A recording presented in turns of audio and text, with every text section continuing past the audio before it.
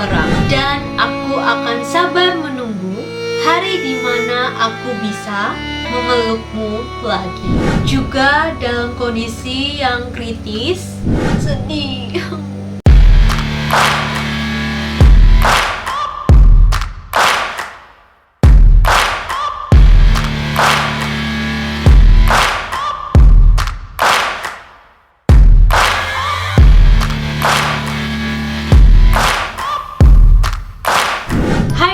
It's me, Anta Trixie. Welcome back to my YouTube channel. How are you guys? Aku harap kalian semua dalam keadaan baik-baik saja ya.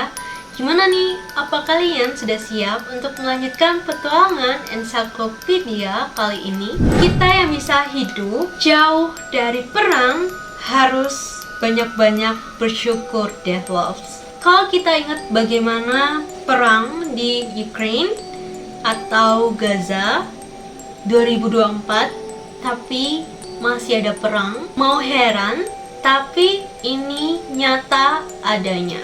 Aku pikir tinggal di masa depan itu berarti dunia akan jauh lebih baik, jauh lebih nyaman, bukan hanya sekedar berkembang dan modern saja. Namun ternyata ada beberapa hal yang memang sepertinya sulit diubah sama manusia. Yang paling menyedihkan adalah kalau anak-anak yang nggak bersalah, yang nggak tahu apa-apa, ikut menjadi korban. Mereka kehilangan rumah mereka, keluarga mereka, kota yang mereka cintai, bahkan mungkin jati diri mereka sendiri.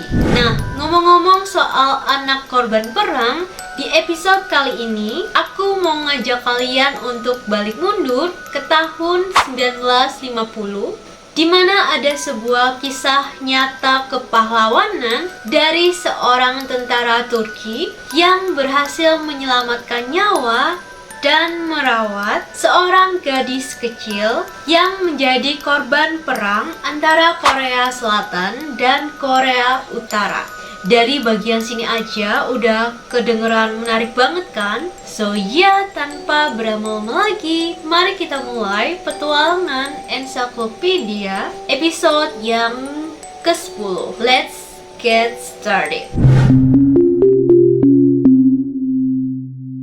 Setelah insiden Perang Dunia Kedua yang mengerikan, kekuatan sekutu yang menang justru malah saling bertabrakan. Blok komunis yang dipimpin oleh Uni Soviet dan blok kapitalis yang dipimpin oleh Amerika kembali terlibat dalam perebutan kekuasaan. Hal ini rupanya mengakibatkan terjadinya Perang Dingin. Perang Dingin ini diawali dengan melancarkan Perang Korea yang mengakibatkan perpecahan Korea. Pada tanggal 17 September 1950, Turki mengirim brigade ke Korea Selatan sebagai akibat dari seruan bantuan yang dilakukan oleh PBB ketika Korea Utara menginvasi Korea Selatan. Di bawah komando Jenderal Tahsin Yazidi, 5.090 tentara dikirim.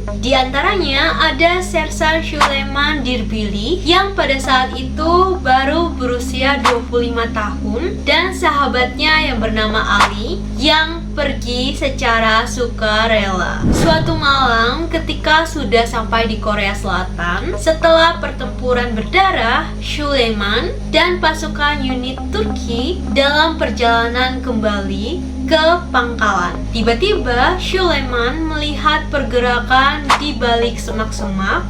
Waktu itu dia deg-degan nih karena mengira kalau itu bukan binatang, kemungkinan itu adalah musuh yang bersembunyi. Namun setelah dicari tahu, rupanya di balik semak-semak itu ternyata ia justru menemukan seorang gadis kecil berusia 5 tahun yang ketakutan dan hampir membeku di tengah tumpukan korban perang. Desa gadis itu habis dan dibiarkan hancur berantakan. Ibu dan ayahnya gadis kecil itu tinggal sebatang kara.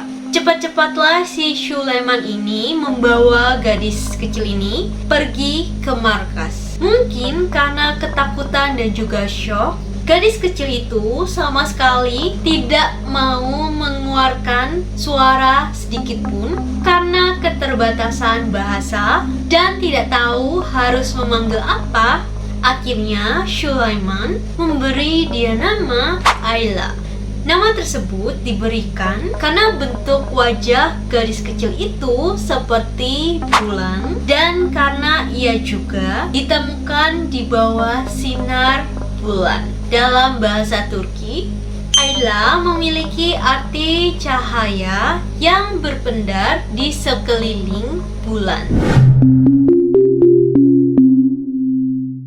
Waktu demi waktu berlalu. Dengan sabar dirawatlah si Ayla ini dengan baik oleh Sulaiman. Meski Ayla selalu membisu, ternyata Ayla ini sangat sayang kepada Sulaiman. Ia menganggap Sulaiman itu sebagai malaikat penyelamatnya sekaligus ayah angkatnya.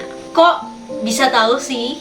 Nah, hal ini terbukti dari Ayla yang selalu mengikuti si Sulaiman ini pergi kemanapun. Biasa kan ya, anak kecil kan memang suka kayak gitu. Kok dia sudah nyaman kepada seseorang, biasanya dia bakal gak mau jauh-jauh dari orang tersebut. Sulaiman pun menyayangi Ayla dan menganggap Ayla sebagai anaknya sendiri. Tentara-tentara lainnya seperti Ali juga menganggap si Ayla ini seperti keponakan mereka. Di markas itu disayang-sayanglah si Ayla dan diperlakukanlah ia seperti princess. Para tentara itu ada yang memberikan dia susu, cemilan, gula-gula, dan lain sebagainya. Padahal kan aslinya para tentara ini jauh-jauh dari Turki datang ke Korea Selatan untuk berperang. Tapi kalau sudah menyangkut Ayla, mereka semua hatinya langsung berubah menjadi Hello Kitty. Gemes ya. Ada suatu momen nih yang gak terlupakan, dimana ketika para tentara Turki ini sedang baris berbaris, Ayla ini tiba-tiba ikut masuk ke dalam barisan, terus mengeluarkan aba-aba dalam bahasa Turki seperti seorang pemimpin. Terkejutlah semua orang yang mendengarnya karena anak yang selama ini dia membisu itu tiba-tiba berani mengeluarkan suara keras, bahkan berbicara dalam bahasa ibu mereka, yaitu bahasa Turki. Ayla pun mulai memanggil Sulaiman dengan baba yang dalam bahasa Turki berarti ayah. Suatu hari, sahabat Sulaiman yang bernama Ali ini pada saat bertugas dan langsung di tempat saat tentara musuh menyerang. Namun rupanya bukan hanya itu saja, kesedihan pun berlanjut ketika mereka sampai pada masa di mana tugas para pasukan Turki angkatannya si Sulaiman selesai, yang artinya Sulaiman ini harus segera kembali ke Turki. Kayak masa tugasnya dia itu sudah berakhir. Mustahilah bagi Sulaiman untuk membawa Ayla ke Turki karena Ayla ini kan warga Korea Selatan gitu loh. Namun karena sudah terlanjur begitu sayang dan khawatir juga nggak tega meninggalkan Ayla seorang diri, karena Ayla ini kan udah nggak ada keluarganya sama sekali kan. Akhirnya Sulaiman ini nekat Ayla ke dalam koper agar Ayla ini bisa ikut pulang bersama Sulaiman ke negaranya, yakni Turki. Namun usaha itu gak berhasil karena mereka berdua ketahuan pada saat pengecekan barang. Dengan berat hati, akhirnya Sulaiman harus berpisah dengan Ayla.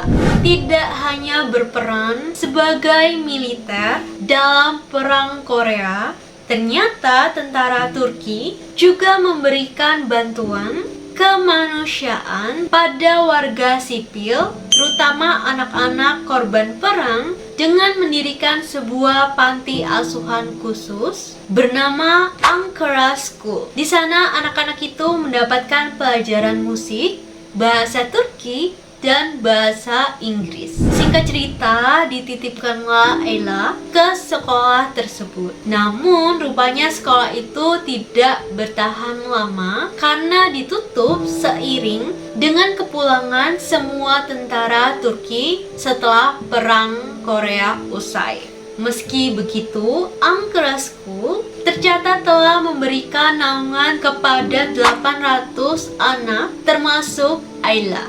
For your information, jalan bekas Ankara School ini diabadikan sebagai Ankara Kill dan taman di dekatnya sebagai Ankara School Park yang terletak di kota Suwon. Ketika berpisah dengan Ayla, Sulaiman ini berkata, "Kamu seperti anak perempuan bagiku. Jangan pernah lupakan aku. Aku tidak akan pernah melupakan kamu. Dan aku akan sabar menunggu hari di mana aku bisa memelukmu lagi." Waktu terus berlalu. Sulaiman pun sudah kembali ke Turki. Namun meski begitu, dia berusaha keras untuk bisa kembali bersama Ayla. Dan yang hebat, ketika Sulaiman ini akhirnya menikah, dia menikahi seorang perempuan bernama Nimet. Aku nggak tahu pronunciation aku, pelafal aku, pengucapan aku bener apa enggak, maafkan, aku nggak bisa bahasa Turki. Nah, si Nimet ini, istrinya Sulaiman ini, ketika dia menikah dengan Sulaiman, dia itu menjadi istri yang sangat hebat. Karena kan aslinya dia sama sekali nggak kenal sama yang namanya Ayla ini. Tapi, dia itu terus-menerus mendampingi suaminya, ikut mendukung suaminya, ikut berjuang dalam pencarian Ayla selama puluhan tahun. Padahal diceritakan nih, si Nimet itu suka sama Sulaiman awalnya, tapi Sulaiman ini nggak suka karena Sulaiman ini waktu itu menjalin hubungan dengan cewek lain. Cuma si ceweknya ini akhirnya meninggalkan Sulaiman karena Sulaiman itu lebih memilih ikut sukarela menjadi tentara untuk perang Korea. Dan akhirnya Sulaiman sama pacarnya ini putus. Dan ketika dia balik ke Turki setelah bertemu Ayla ini, dia itu dijodohkanlah sama Nimet ini. Dan akhirnya mereka menikah. Nah, sementara itu di sisi lain, si Ayla kecil merasakan kerinduan yang teramat sangat kepada Sulaiman yang sudah dianggap sebagai malaikat penyelamat sekaligus ayah angkatnya. Namun karena keterbatasan ingatan pada umur 5 tahun, membuat Ayla tidak bisa mengingat nama ayahnya. Dan sayangnya, dia juga nggak punya foto yang berguna untuk mencari keberadaan Sulaiman. Dan karena dia juga masih anak-anak, ternyata dia ini sama sekali nggak pernah cerita kepada siapapun soal nama Ayla yang diberikan kepadanya. Jadi ketika di Ankara School ini, si Ayla menggunakan nama Koreanya yaitu Kim Yunga. Atas bantuan salah satu media, ditelusurilah dan beruntungnya terdapat sesama anak panti asuhan Ankara School yang mengingat ciri-ciri dari Ayla, sehingga membuat pertemuan antara Ayla dan Sulaiman bisa terwujud. 60 tahun berlalu. Sulaiman pun akhirnya bisa bertemu lagi dengan Ayla, gadis kecil sebatang kara yang pernah diselamatkan dan dirawatnya itu. Momen itu terekam dalam video dokumenter tahun 2010 lalu. Sulaiman pada saat itu datang ditemani oleh istrinya Nimet, sementara Ayla datang bersama dengan putranya dan kedua cucunya. Kalau kalian nonton versi dokumenternya, aku yakin kalian bukan hanya akan sekedar menitikan air mata saja, tapi aku yakin kalian bakal nangis sesungguhkan karena memang kisahnya ini semengharukan itu. Dan gak berasa ya, waktu cepat berlalu. 60 tahun yang lalu si Ella ini masih gadis kecil yang baru berumur 5 tahun. 60 tahun kemudian dia bahkan sudah punya cucu. Mereka pun mengabadikan pertemuan tersebut dengan berfoto keluarga di studio. Ayla mengatakan bahwa momen bersama Sulaiman adalah masa paling indah dalam hidupnya. So ya, itu dia guys untuk Encyclopedia episode kali ini. Kalau kalian mau nonton versi filmnya Ayla ini, kalian bisa cari yang judulnya Ayla The Daughter of War yang rilis pada tahun 2017 lalu. Ayla dan Sulaiman yang asli juga menjadi sumber cerita dari film tersebut. Aku sudah pernah nonton. Gimana dengan kalian? Sayangnya kesehatan Sulaiman memburuk setelah penayangan film perdana dan mengharuskan dia dirawat secara intensif di rumah sakit Turki. Ayla yang menjenguk tak kuasa menahan tangisnya saat melihat kondisi ayah angkatnya tersebut sudah nggak bisa memberikan pelukan dan ciuman seperti dalam reuni pertama mereka. Kepala Direktorat Kebudayaan dan Pariwisata Istanbul, Coşkun Yılmaz, mengatakan Kim meraih tangan ayahnya dan menangis begitu dia memasuki kamar rumah sakit. Saat Kim memegang tangan ayahnya bereaksi. Faktanya, seorang pejabat di rumah sakit tersebut berkata, dia, Sulaiman, belum bereaksi sampai saat ini. Dia, Sulaiman, bisa merasakan putrinya telah tiba. Kim sangat polos dan tidak melepaskan tangan ayahnya untuk waktu yang lama. Dan ya, hal itu menjadi perjumpaan atau pertemuan terakhir mereka karena 2 minggu kemudian, tepatnya pada tanggal 7 Desember 2017, Sulaiman pun wafat di usia 91 tahun karena kegagalan fungsi organ. Yang bikin makin sedih nih, tepat sehari setelahnya, yakni tanggal 8 Desember 2017, Nimet Dilbirlih, istri Sulaiman, ikut menyusul kepergian suaminya. Nimet meninggal dalam kondisi tidak mengetahui berita kematian Sulaiman karena Nimet didiagnosis menderita Alzheimer sejak 2 tahun sebelumnya. Jadi diberitakan bahwa Nimet ini juga dalam kondisi yang kritis waktu Sulaiman meninggal. Kalau kayak gini bisa dikatakan sehidup semati gak sih? Semoga mereka bukan hanya berjodoh di dunia, tapi juga berjodoh di akhirat ya. Amin. Sedih. Kalau kalian punya saran untuk video baru, silahkan komen di bawah. Jangan lupa untuk klik subscribe, like, comment, share, dan nyalakan bel notifikasi agar kalian bisa jadi orang pertama yang tahu kalau aku upload video baru. Thank you so much for watching and I'll see you in the next video. Bye. Bukan blok komunis yang dipimpin oleh Uni Soviet dan blok kapitalis. Tiba-tiba berani muncul. Jadi aku mau mengadu. Aku sedih karena tiba-tiba pas aku ngerekam ternyata nggak kerekam. Ternyata dari tadi aku ngoceh-ngoceh nggak kerekam, so aku harus ngulang lagi. Makanya kalian jangan lupa untuk klik like, klik subscribe ya. Hargailah jadi payah.